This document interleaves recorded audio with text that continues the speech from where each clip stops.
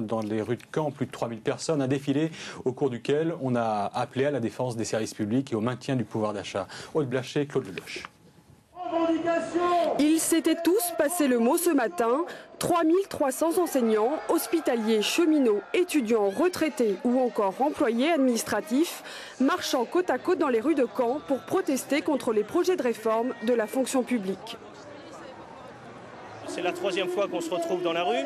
On a une intox de la part des différents ministères qui disent que de toute façon on peut se mobiliser, on lâchera rien. Et ben, je crois que les fonctionnaires qui sont dans la rue aujourd'hui, ils ont un tout autre son de cloche et ils sont décidés à en découdre avec le gouvernement.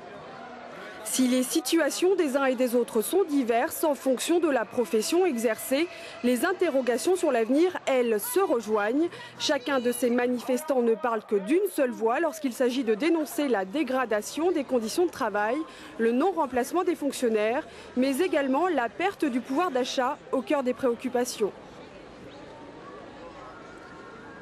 On ne peut pas laisser faire ce qui est en train de se passer sur les retraites. On ne peut pas laisser faire ce qui est en train de se passer sur la politique générale contre la fonction publique.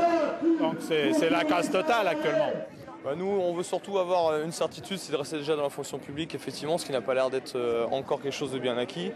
Et surtout avoir les mêmes avantages et droits que tous les autres fonctionnaires, effectivement, ce qui n'est pas forcément le cas encore aujourd'hui. Ouais.